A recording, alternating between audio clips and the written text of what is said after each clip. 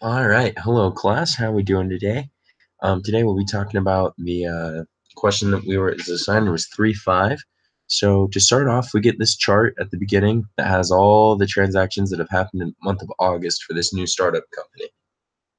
So we're going to start off by doing their income statement.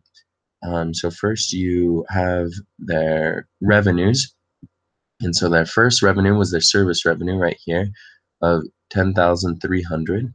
So we'll put that in right there, and then we'll move on to the expenses. And we have salaries expenses right here, rent expenses, and utilities expenses. So we'll plug those in, and we'll add that up to get a total expense of 4,950.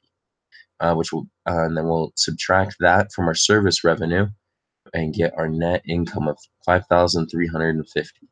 Then we'll move on to the retained earnings statement.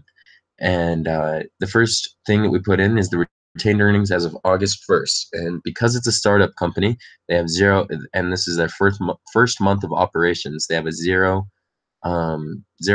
of retained earnings. And then we're going to throw their net income in there, which we get from right here, which is 5,350. Then we're going to less their dividends, which is a given right here, put right there of 2,600. Once we subtract that, we get the retained earnings for August 31st, which is $2,750 right there. And then we'll move on down to the balance sheet. For the balance sheet, we'll start off with our current assets like always, and we've got our cash, which is $16,090, which we get from adding and subtracting all the transactions that have happened in the month of August. And then we'll come down and their accounts receivable, which is 5,840, which we got just like how we got the cash with subtracting their transactions that have happened right here. And then we'll take the supplies and equipment and plug that in down there. So we'll plug, and so there's the supplies, and we'll put that as the total current assets of 22,660. And then we'll do the plants and equipment and plug that in is 5,080 and get our total assets of 2,740. And then we'll move down to the current liabilities. We have accounts payable at 12,000 or 1,290.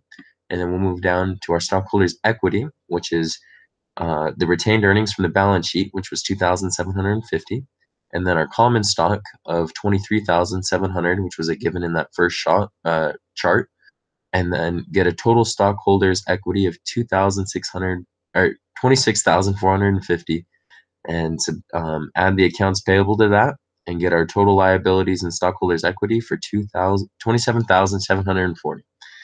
All right, and that's how we figured out this question. I hope it helps, and we will see you guys in the discussion board.